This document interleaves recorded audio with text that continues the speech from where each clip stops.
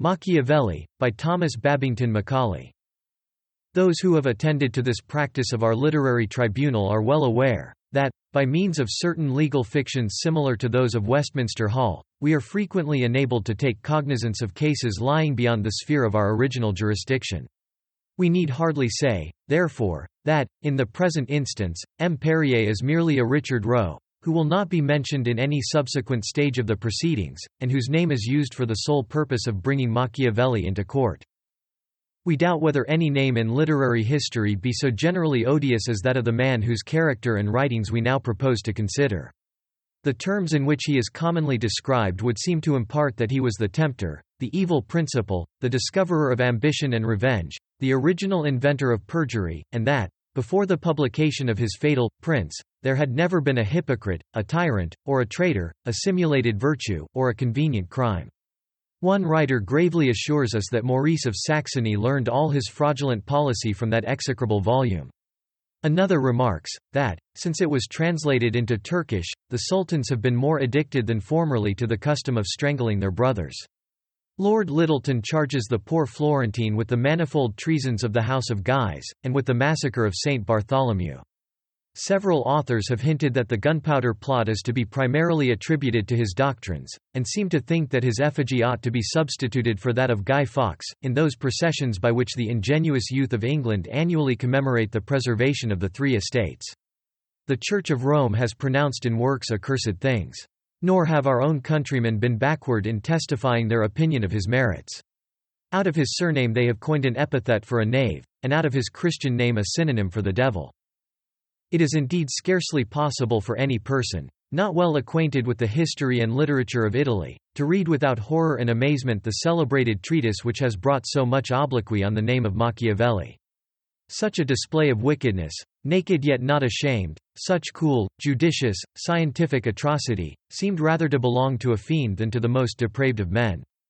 Principles which the most hardened ruffian would scarcely hint to his most trusted accomplice, or avow, without the disguise of some palliating sophism, even to his own mind, are professed without the slightest circumlocution, and assumed as the fundamental axioms of all political science. It is not strange that ordinary readers should regard the author of such a book as the most depraved and shameless of human beings. Wise men, however, have always been inclined to look with great suspicion on the angels and demons of the multitude, and, in the present instance, several circumstances have led even superficial observers to question the justice of the vulgar decision. It is notorious that Machiavelli was, through life, a zealous republican. In the same year in which he composed his Manual of Kingcraft, he suffered imprisonment and torture in the cause of public liberty. It seems inconceivable that the martyr of freedom should have designedly acted as the apostle of tyranny.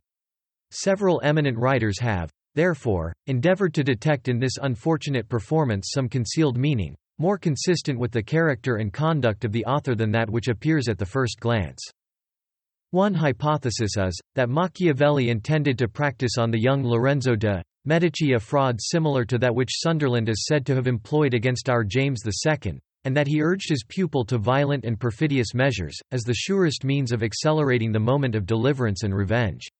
Another supposition, which Lord Bacon seems to countenance, is that the treatise was merely a piece of grave irony, intended to warn nations against the arts of ambitious men. It would be easy to show that neither of these solutions is consistent with many passages in The Prince itself. But the most decisive refutation is that which is furnished by the other works of Machiavelli. In all the writings which he gave to the public, and in all those which the research of editors has, in the course of 3 centuries, discovered, in his comedies, designed for the entertainment of the multitude, in his Comments on Livy, intended for the perusal of the most enthusiastic patriots of Florence, in his history, inscribed to one of the most amiable and estimable of the popes, in his public dispatches, in his private memoranda, the same obliquity of moral principle for which, the Prince, is so severely censured is more or less discernible. We doubt whether it would be possible to find, in all the many volumes of his compositions, a single expression indicating that dissimulation and treachery had ever struck him as discreditable. After this, it may seem ridiculous to say that we are acquainted with few writings which exhibit so much elevation of sentiment, so pure and warm a zeal for the public good, or so just a view of the duties and rights of citizens, as those of Machiavelli. Yet so it is. And even from The Prince itself we could select many passages in support of this remark. To a reader of our age and country, this inconsistency is, at first, perfectly bewildering. The whole man seems to be an enigma, a grotesque assemblage of incongruous qualities, selfishness and generosity, cruelty and benevolence, craft and simplicity, abject villainy and romantic heroism. One sentence as such as a veteran diplomatist would scarcely write in cipher for the direction of his most confidential spy. The next seems to be extracted from a theme composed by an ardent schoolboy on the death of Leonidas. An act of dexterous perfidy and an act of patriotic self-devotion call forth the same kind and the same degree of respectful admiration. The moral sensibility of the writer seems at once to be morbidly obtuse and morbidly acute. Two characters altogether dissimilar are united in him. They are not merely joined, but interwoven. They are the warp and the woof of his mind, and their combination, like that of the variegated threads in shot silk, gives to the whole texture a glancing and ever-changing appearance. The explanation might have been easy if he had been a very weak or a very affected man. But he was evidently neither the one nor the other. His works prove, beyond all contradiction, that his understanding was strong, his taste pure, and his sense of the ridiculous exquisitely keen. This is strange, and yet the strangest is behind. There is no reason whatever to think that those amongst whom he lived saw anything shocking or incongruous in his writings. Abundant proofs remain of the high estimation in which both his works and his person were held by the most respectable among his contemporaries. Clement VII patronized the publication of those very books which the Council of Trent, in the following generation, pronounced unfit for the perusal of Christians. Some members of the Democratical Party censured the secretary for dedicating The Prince to a patron who bore the unpopular name of Medici. But, to those immoral doctrines which have since called forth such severe reprehensions no exception appears to have been taken. The cry against them was first raised beyond the Alps, and seems to have been heard with amazement in Italy.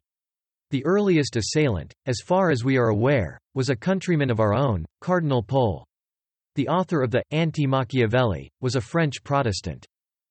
It is, therefore, in the state of moral feeling among the Italians of those times that we must seek for the real explanation of what seems most mysterious in the life and writings of this remarkable man.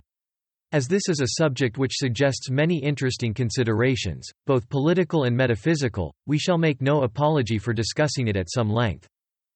During the gloomy and disastrous centuries which followed the downfall of the Roman Empire, Italy had preserved, in a far greater degree than any other part of Western Europe, the traces of ancient civilization.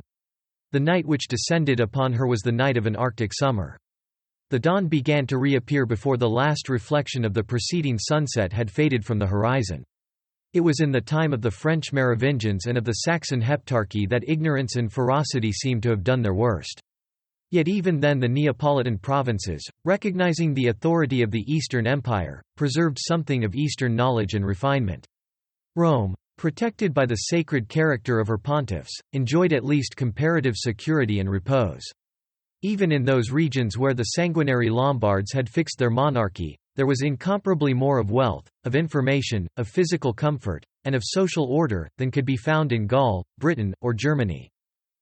That which most distinguished Italy from the neighboring countries was the importance which the population of the towns, at a very early period, began to acquire. Some cities had been founded in wild and remote situations, by fugitives who had escaped from the rage of the barbarians. Such were Venice and Genoa, which preserved their freedom by their obscurity, till they became able to preserve it by their power. Other cities seem to have retained, under all the changing dynasties of invaders, under Odoacer and Theodoric, Narses and Alboin, the municipal institutions which had been conferred on them by the liberal policy of the Great Republic. In provinces which the central government was too feeble either to protect or to oppress, these institutions gradually acquired stability and vigor. The citizens, defended by their walls, and governed by their own magistrates and their own by-laws, enjoyed a considerable share of republican independence. Thus a strong democratic spirit was called into action. The Carlovingian sovereigns were too imbecile to subdue it. The generous policy of Otho encouraged it. It might perhaps have been suppressed by a close coalition between the Church and the Empire. It was fostered and invigorated by their disputes. In the 12th century it attained its full vigor, and, after a long and doubtful conflict, triumphed over the abilities and courage of the Swabian princes. The assistance of the ecclesiastical power had greatly contributed to the success of the Guelphs. That success would, however, have been a doubtful good, if its only effect had been to substitute a moral for a political servitude, and to exalt the popes at the expense of the Caesars. Happily, the public mind of Italy had long contained the seeds of free opinions, which were now rapidly developed by the genial influence of free institutions. The people of that country had observed the whole machinery of the Church, its saints and its miracles, its lofty pretensions, and its splendid ceremonial, its worthless blessings and its harmless curses, too long and too closely to be duped. They stood behind the scenes on which others were gazing with childish awe and interest. They witnessed the arrangement of the pulleys, and the manufacture of the thunders. They saw the natural faces, and heard the natural voices, of the actors. Distant nations looked on the Pope as the vicegerent of the Almighty, the oracle of the All-Wise, the umpire from whose decisions, in the disputes either of theologians or of kings, no Christian ought to appeal. The Italians were acquainted with all the follies of his youth, and with all the dishonest arts by which he had attained power. They knew how often he had employed the keys of the Church to release himself from the most sacred engagements, and its wealth to pamper his mistresses and nephews. The doctrines and rites of the established religion they treated with decent reverence. But, though they still called themselves Catholics, they had ceased to be papists. Those spiritual arms which carried terror into the palaces and camps of the proudest sovereigns excited only contempt in the immediate neighborhood of the Vatican. Alexander, when he commanded our Henry II to submit to the lash before the tomb of a rebellious subject, was himself an exile. The Romans, apprehending that he entertained designs against their liberties, had driven him from their city, and, though he solemnly promised to confine himself for the future to his spiritual functions, they still refused to readmit him. In every other part of Europe, a large and powerful privileged class trampled on the people, and defied the government. But, in the most flourishing parts of Italy, the feudal nobles were reduced to comparative insignificance. In some districts they took shelter under the protection of the powerful commonwealths which they were unable to oppose, and gradually sank into the mass of burghers. In other places, they possessed great influence, but it was an influence widely different from that which was exercised by the aristocracy of any trans-Alpine kingdom. They were not petty princes, but eminent citizens. Instead of strengthening their fastnesses among the mountains, they embellished their palaces in the market-place. The state of society in the Neapolitan dominions, and in some parts of the ecclesiastical state, more nearly resembled that which existed in the great monarchies of Europe. But the governments of Lombardy and Tuscany, through all their revolutions, preserved a different character. A people, when assembled in a town, is far more formidable to its rulers than when dispersed over a wide extent of country. The most arbitrary of the Caesars found it necessary to feed and divert the inhabitants of their unwieldy capital at the expense of the provinces. The citizens of Madrid have more than once besieged their sovereign in his own palace, and extorted from him the most humiliating concessions. The sultans have often been compelled to propitiate the furious rabble of Constantinople with the head of an unpopular vizier. From the same cause, there was a certain tinge of democracy in the monarchies and aristocracies of northern Italy. Thus liberty, partially indeed and transiently, revisited Italy, and with liberty came commerce and empire, science and taste, all the comforts and all the ornaments of life. The Crusades, from which the inhabitants of other countries gained nothing but relics and wounds, brought to the rising commonwealths of the Adriatic and Tyrrhene seas a large increase of wealth, dominion, and knowledge. The moral and the geographical position of those commonwealths enabled them to profit alike by the barbarism of the West and by the civilization of the East. Italian ships covered every sea. Italian factories rose on every shore. The tables of Italian money changers were set in every city. Manufactures flourished. Banks were established. The operations of the commercial machine were facilitated by many useful and beautiful inventions. We doubt whether any country of Europe, our own excepted, has at the present time reached so high a point of wealth and civilization as some parts of Italy had attained 400 years ago. Historians rarely descend to those details from which alone the real estate of a community can be collected. Hence posterity is too often deceived by the vague hyperboles of poets and rhetoricians, who mistake the splendor of a court for the happiness of a people. Fortunately, John Villani has given us an example and precise account of the state of Florence in the early part of the 14th century. The revenue of the Republic amounted to 300,000 florins, a sum which, allowing for the depreciation of the precious metals, was at least equivalent to £600,000 sterling, a larger sum than England and Ireland, 2 centuries ago, yielded annually to Elizabeth. The manufacture of wool alone employed 200 factories and 30,000 workmen. The cloth annually produced sold, at an average, for 1,200,000 florins, a sum fully equal, in exchangeable value, to £2,500,000 of our money. 400,000 florins were annually coined. 80 banks conducted the commercial operations, not of Florence only, but of all Europe. The transactions of these establishments were sometimes of a magnitude which may surprise even the contemporaries of the Barings and the Rothschilds. 2 houses advanced to Edward III of England upwards of 300,000 marks, at a time when the mark contained more silver than 50 shillings of the present day, and when the value of silver was more than quadruple of what it now is. The city, and its environs contained 170,000 inhabitants. In the various schools about 10,000 children were taught to read, 1,200 studied arithmetic, 600 received a learned education.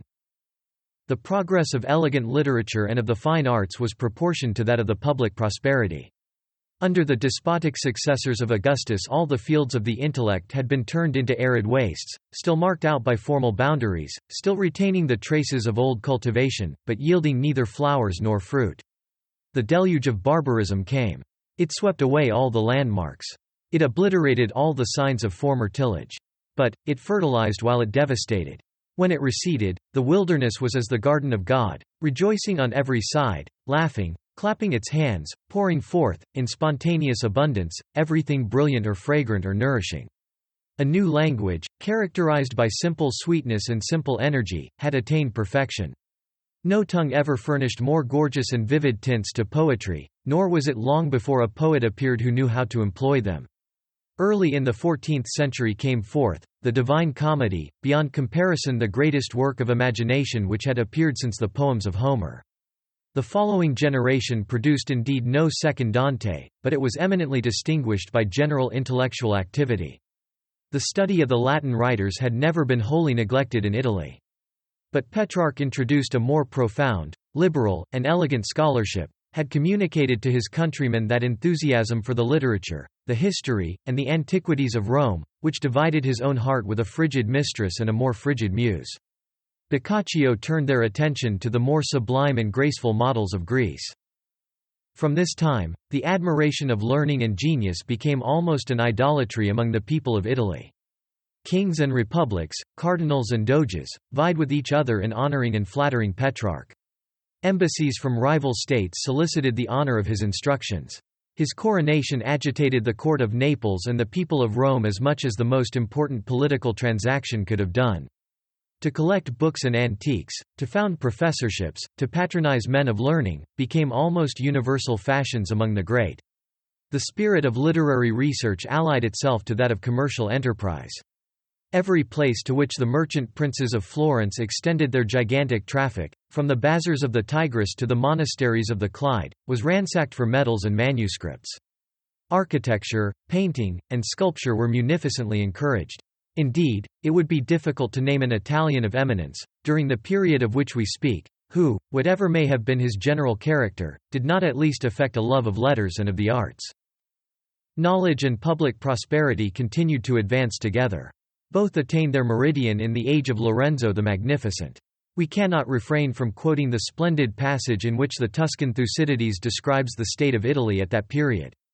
Quote, "Enjoying the utmost peace and tranquility, cultivated as well in the most mountainous and barren places as in the plains and most fertile regions, and not subject to any other dominion than that of its own people, it not only overflowed with inhabitants and with riches, but was highly adorned by the magnificence of many princes, by the splendor of many renowned and beautiful cities, by the abode and majesty of religion, and abounded in men who excelled in the administration of public affairs and in minds most eminent in all the sciences and in every noble and useful art." End quote. Guicciardini, History of Italy, Book 1. Translated by Montague. When we peruse this just and splendid description, we can scarcely persuade ourselves that we are reading of times in which the annals of England and France present us only with a frightful spectacle of poverty, barbarity, and ignorance.